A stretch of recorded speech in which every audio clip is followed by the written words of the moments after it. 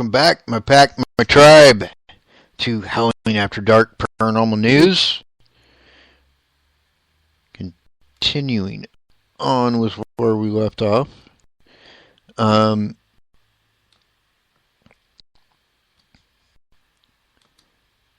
This next story is, well, how to put it? Kind of disgusting. It really is. I'm warning you now that this is kind of gross. And once again, not necessarily paranormal, but we're just going with it.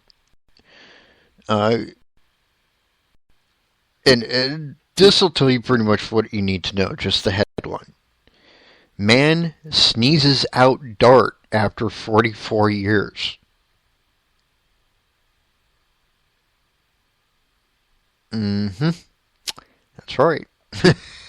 The dart was a toy version with a sucker on the end instead of a sharp tip. A man has sneezed out a toy dart that had been stuck up his nose for more than 4 decades. 51-year-old Steve Easton had been suffering from a blocked nose for as long as he could remember. An irritating ailment that often saw him waking up in the night with a dose of the sniffles and a headache that he had been attributing to hay fever. To his surprise, however, he managed to clear the blockage with one almighty sneeze after the end of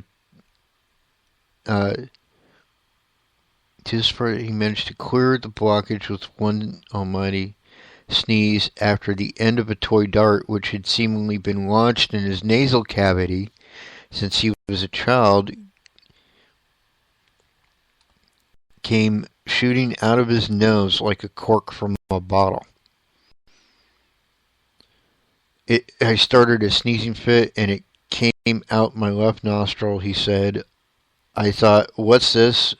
Where the hell has this come from? And pulled out this rubber sucker. I was completely blown away. It later emerged that Easton had been taken to hospital by his parents as a youngster after they noticed that one of the rubber tips from the toy darts he had been playing with was missing. Steve said he'd swallowed it and there was just one of these darts without a tip. I took him to the hospital and they spent a lot of time looking for it, but in the end they said perhaps it was a mistake. I knew it wasn't, and it's always worried me, and then now it was suddenly shot out. Wow. I can't even imagine, first of all, like, how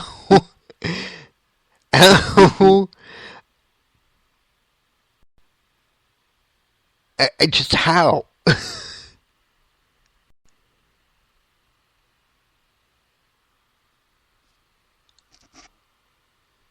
That's ridiculous. Oh my God. What the hell's going to happen next? I mean, it's like the apocalypse. All this weird shit's starting to happen. Anyways,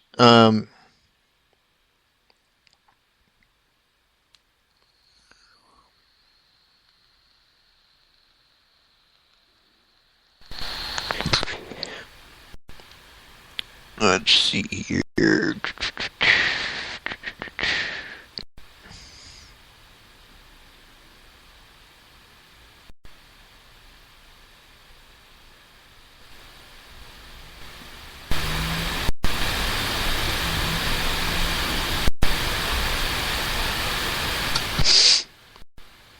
Where is it?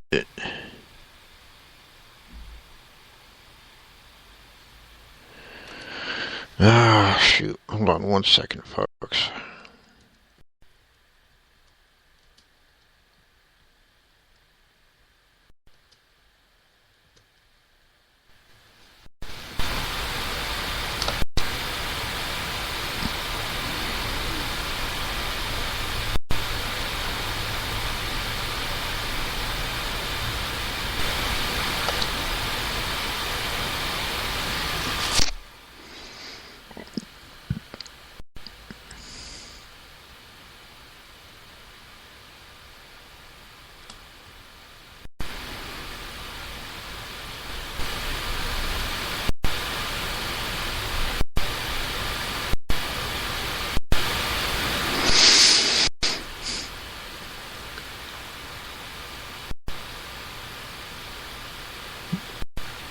Okay, 1 second. Okay, here we go. This one I found very interesting because this is something that has, in a way, touched my life personally. A girlfriend of mine many years ago had a brother who was autistic, and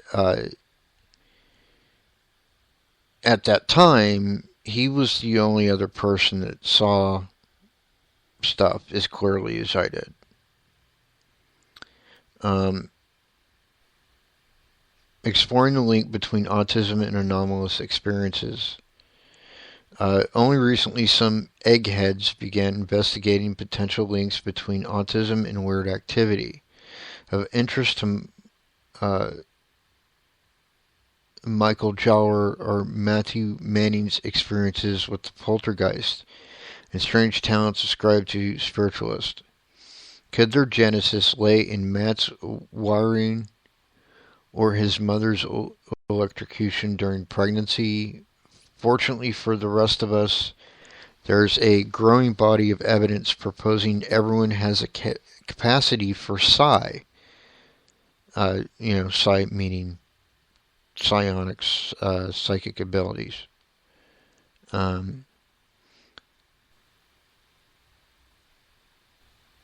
uh, Leading researcher Eric Wargo continues his second doctoral thesis with the chapter Feeling the Psi God, Precognitive Dreaming, Memory, and Ritual. Dreams, remote viewing, and clairvoyance are cut from the same cloth, and Eric shares his own experiences tangenting 9/11 and a classic episode of Star Trek. Feeling a bit dubious, keep a dream journal for yourself and compare them to recent life events. If you're not too literal, dang it, I don't know why I'm so tongue-tied. Our associative universe may provide a glimpse at its deeper secrets. On a more philosophical level, Alex Sakiris welcomes Dr. Bernardo Kastrup to discuss why our culture is materialistic as opposed to metaphysical.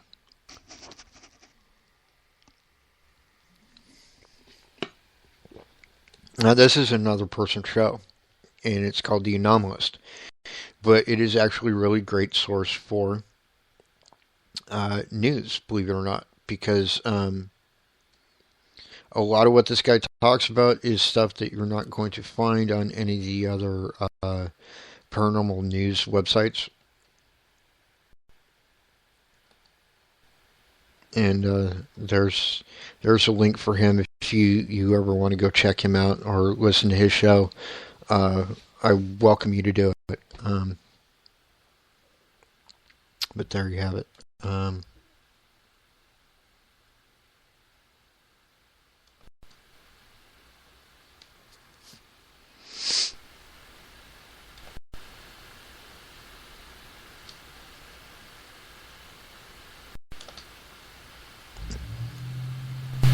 There we go.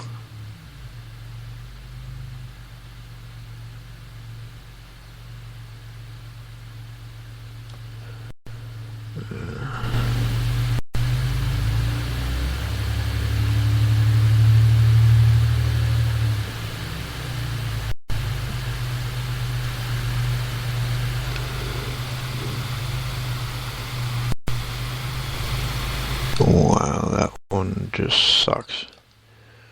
Not what I was looking for. Don't you friggin' just love that?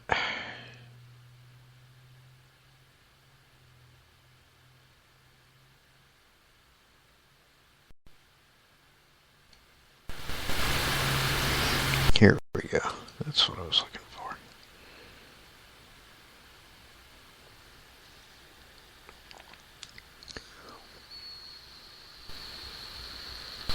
That's not what I was looking for. That's freaking old as dirt. That's like from 2014. And I don't want to read anything that old.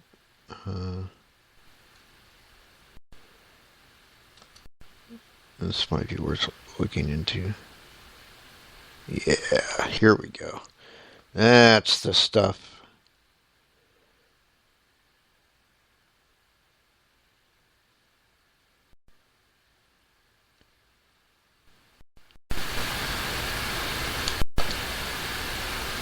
All right. This next thing that we're talking about is kind of dealing with UFOs. Um, Kind of the most well-known UFO encounter in our history. Roswell slides. Tom Carey's statement on behalf of the group.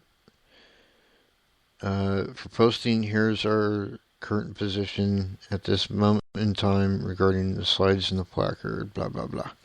Alright, you don't need to know all that. That's all promotional stuff right there.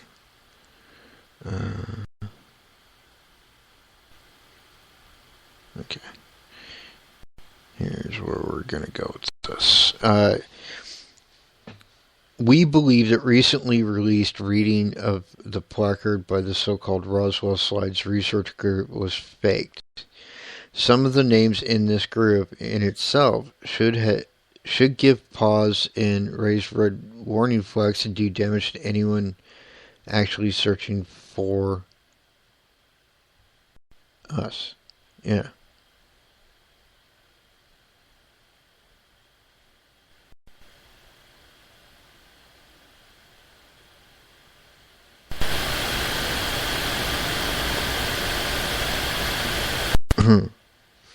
um,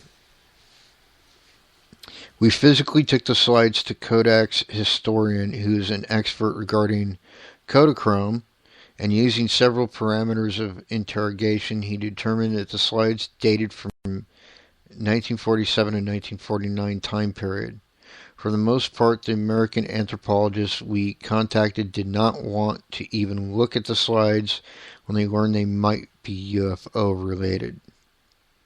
Which is understandable in a way, because, like, while you and I probably believe in UFOs, or at least open to the idea, um, for guys like him that work in like some kind of scientific field, whether it be medical doctor or science professor or whatever it is, um, are kind of discouraged from taking a different view.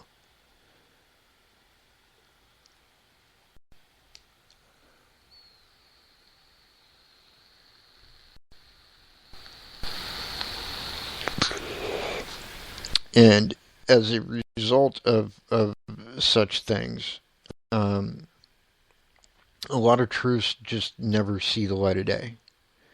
Um, and understand, I'm not saying that what I believe is the truth. It's just the truth to me, because I already kind of believe in this stuff. So there you have it. Uh,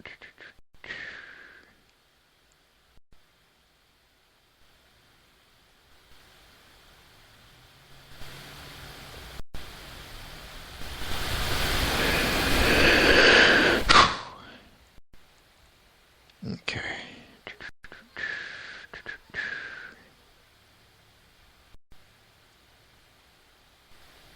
How come they never have what I'm looking for when I'm looking for it? That's just not fair. Oh, yes.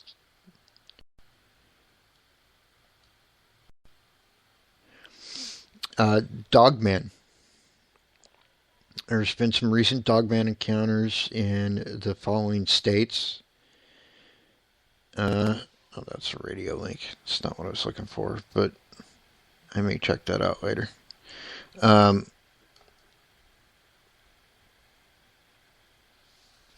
for those that don't know what Dogman is, allow me to explain. Dogman.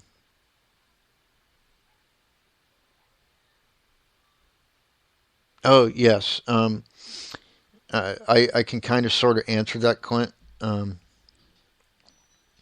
Clint asked a question in chat. He said, well, about the slides. What I don't get is why these two slides were found in a box full of family slides. Um, the simplest explanation for that would be that somebody who worked um, on that case either took the pictures home intending to use them for work purposes, trying to decipher mysteries, what have you, or, and really the most likely, is that uh, the laptop was taken so that Sky can hack into stuff, right? So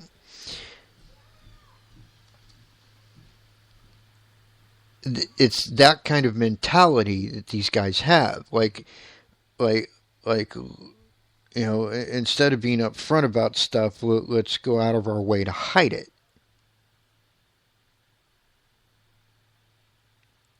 And because in general that's what they're like. Maybe this guy didn't see it that way, or and decided that he was going to take slides home and put them in a box and forgot about them. Or maybe he just thought they looked cool. I mean, there's all sorts of explanations for that stuff. Anyways, let's see, where was I? Oh yes, Dogman Encounters. Um, so, anyways, for those of you in chat that don't know what Dogman is,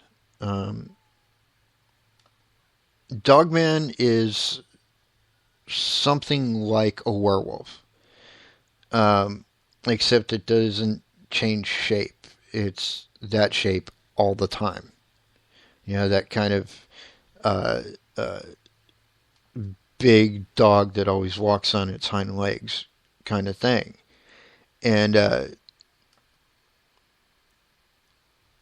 lot of them have been reported in the following states. There have been some in Ohio. Primarily, it's even further north, though. States uh, like the northern part of the Panhandle for Idaho, northern Washington State, Montana, Wyoming, North Dakota, etc., etc., etc. Basically, all across the United States, all the states along the northern border, basically, with the exception of I think Maine. So, let me see if I can't. Is it, a picture's worth 1,000 words. So I'm going to try and find a picture of Dogman so that people know what we're talking about. I mean, it looks like a werewolf, but it's not. It is always that shape.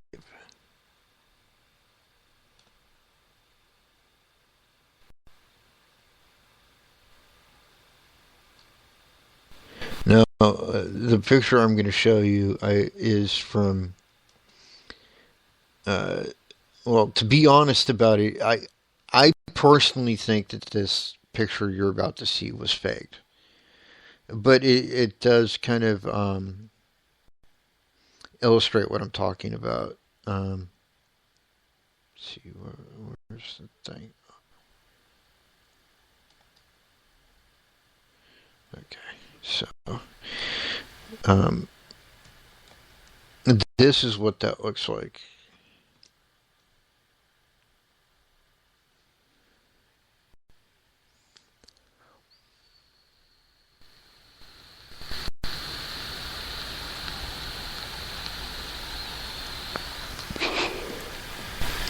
It's kind of that werewolf look, but they're definitely not. They have been reported to be extremely aggressive. There's even been reports of attacks. Here's my thing, though. Um, I kind of don't believe in the attack stories, and this is why. Um, about I don't know, like a year and a half or so ago, um, me and some members that of my team that are no longer on my team for reasons I'm not going to go into, uh, went to uh, I want to say Cascade Valley Park, uh, Becamino. It's the one where the signal tree is. I think that's Cascade Valley. All I know is it's like within close proximity to Cuyahoga River.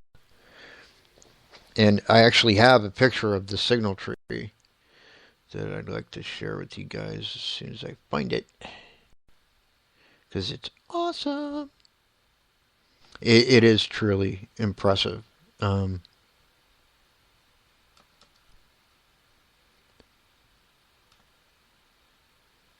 I mean, in the picture, it doesn't really look like much, but I think I'm looking in the wrong place. Oh, dang it. Where is it? Actually, I'm going to do it this way. Instead of wasting time searching all over my files for it, I'm just going to do it this way and send the link.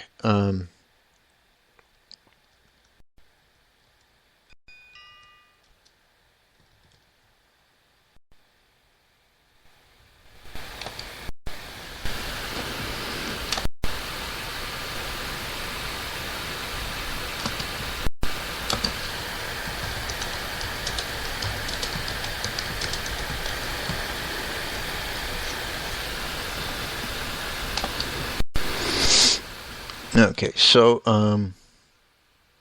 sorry about that. Uh,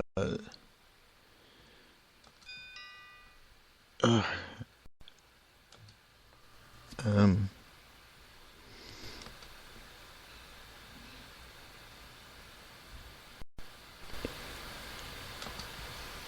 Here we go. I'm going to go ahead and post this. Here's the signal tree. This tree was actually used by. Oh, you gotta be kidding me. Okay, it says it's too long to shout. Oh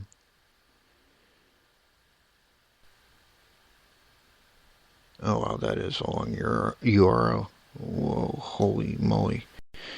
All right. Holy crap! How freaking big of a URL do you need? Jesus. Okay, let's try this different. Um,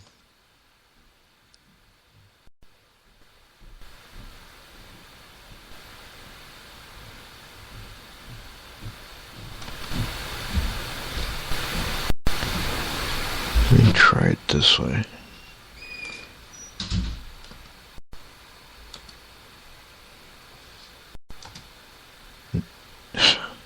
Really? You are a pain in the ass, aren't you? Let me try a different picture.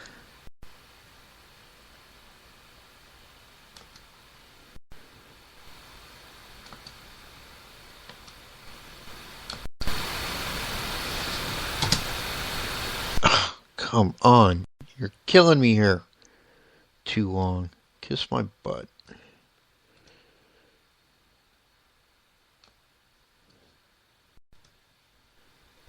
Alright, I'm trying this one more time. Uh,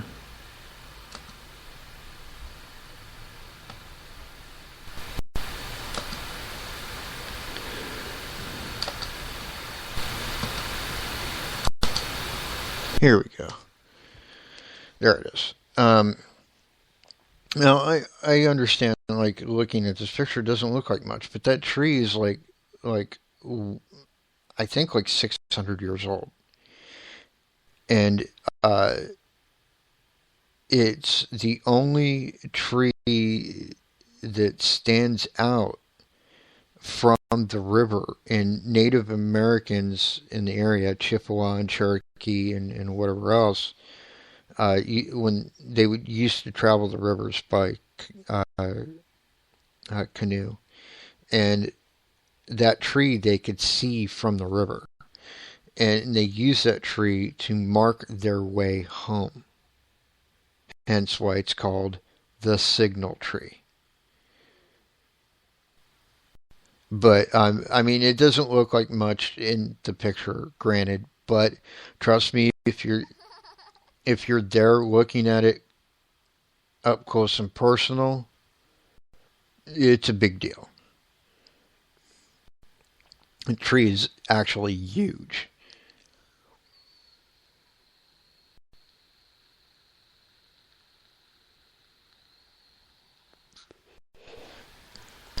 But anyways, as I was saying about the Dogman, we went to this park where this signal tree is, and there's a trail that goes right by it that goes to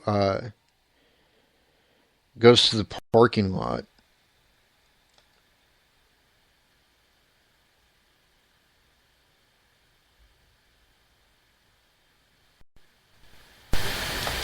And you know, it goes all the way like around and through the entire park and down by the Cuyahoga River.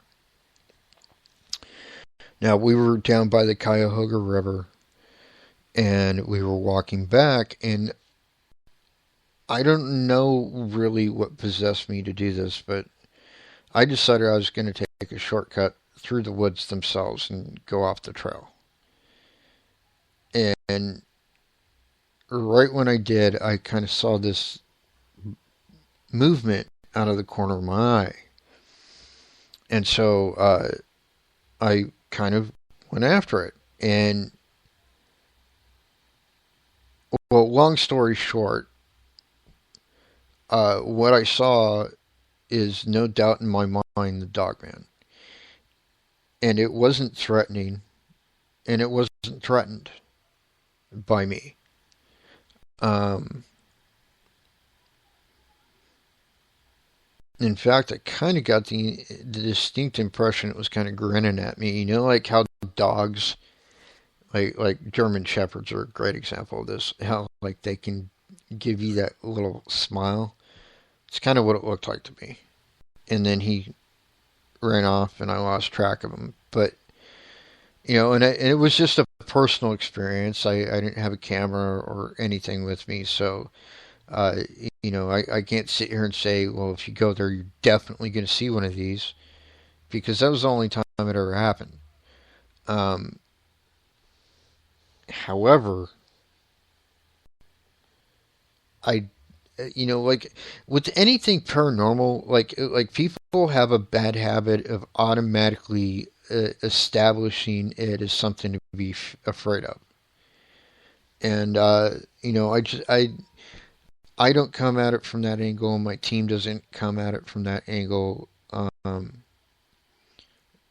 Almost the opposite angle. Like, we're so interested in things like this that we just don't even bother to be afraid.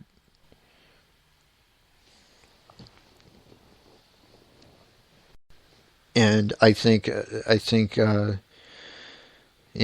show you our evidence anymore, but I think our evidence shows what I'm talking about. So there you have it.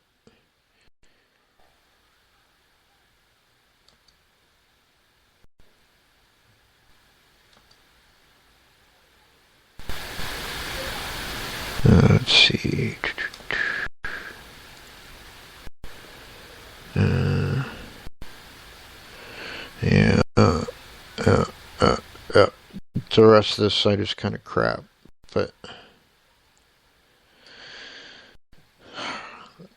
I don't know. I don't understand why I can't find good paranormal news sites or well, I can understand it, but like what I can't understand is like how come I find one that's really good that has the kind of stories we're looking for, and just all of a sudden out of the blue, poof, they're gone.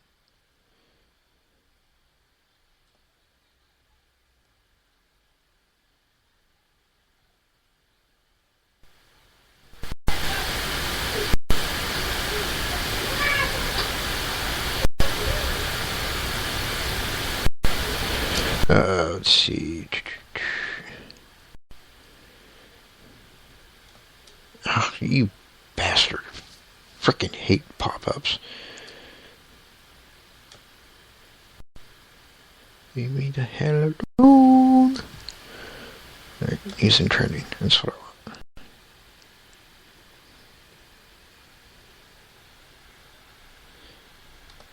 Oh, this is kind of awesome.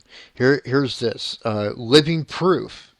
Boy remembers a past life as a 1930s movie extra. There's no doubt children come equipped with wild imaginations, but what happens there's actual truth behind it all. That's exactly what happened when a young boy named Ryan began experiencing nightmares at the age of 4. It wasn't until he turned 5 that he decided to finally confront his parents about his past life, which centered around being an actor and working on various movies in the 1930s.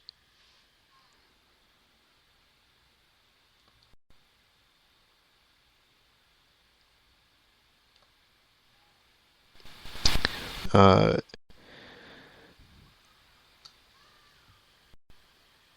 Ryan told stories of how he danced on Broadway, lived on a street with the word rock in its name, and even hung out with legends including Rita Hayworth.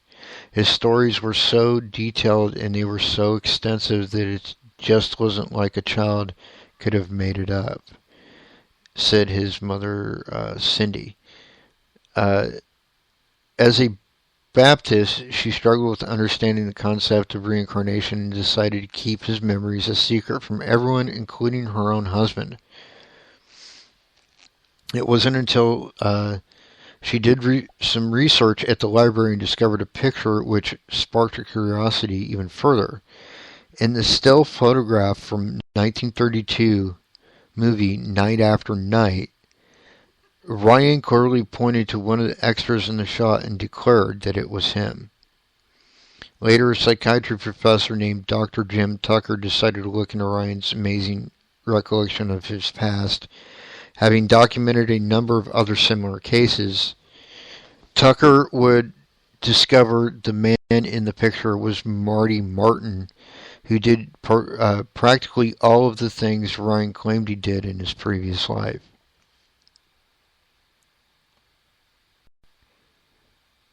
Let's see.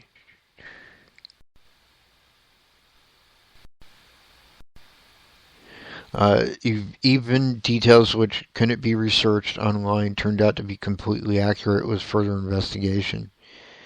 If you look like a picture of a guy with no lines in a movie and tell me about his life, I don't think many of us would have come up with Marty Martin's life or Dr. Tucker. Although online records are vague, it wasn't until Tucker tracked down Martin's own daughter that he was able to finally. That sentence just made my brain hurt. Because what it says is. Oh shit, I just lost it. It wasn't until Tucker tracked down Martin's own daughter that he was finally able to confirm 55 details Ryan gave about his life. According to Tucker, he said he didn't see why God would let you get to be 61 and then make you come back as a baby.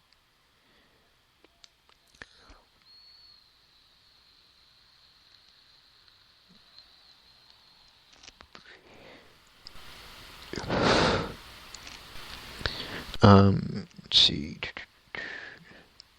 According to Tucker, he said he didn't see why God would let you get to be 61 and then make you come back as a baby. Although the claim seemed to be incorrect at the time, it wasn't until Tucker discovered census records which showed Martin was born in 1903 rather than 1905, proving Ryan's statement was more accurate than the actual birth certificate of Martin.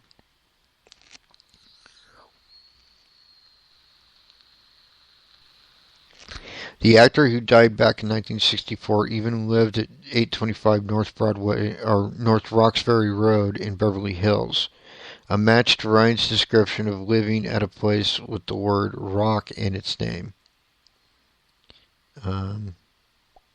No. uh,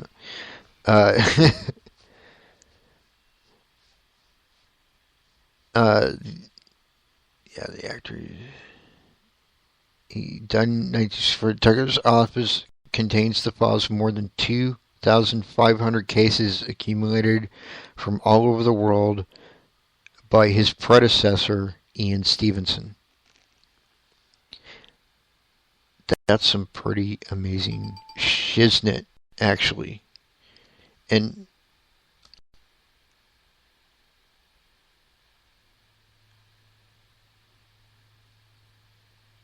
I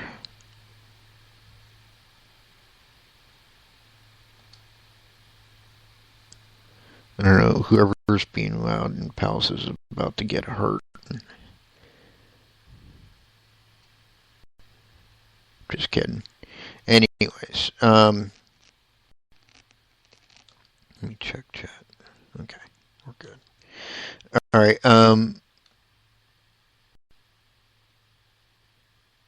So there's that story. Come on, news and trending.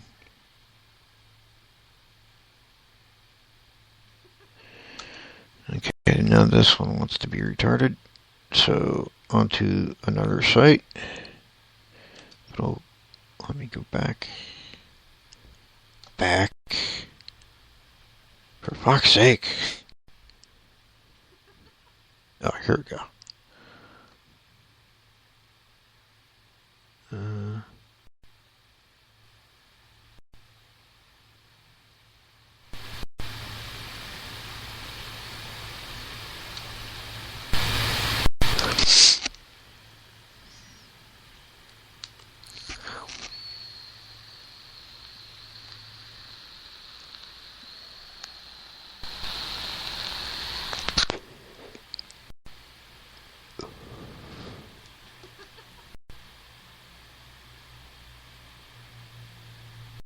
Actually, I've only got about 4.5 minutes left, folks. So what I'm going to do is I'm going to take you out with a song.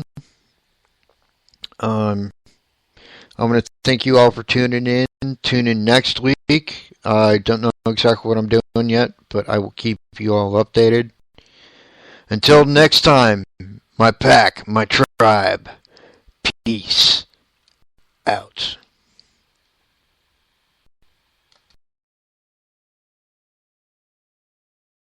Sometimes, when you're going through hell, you just gotta keep going. Keep going. Keep going.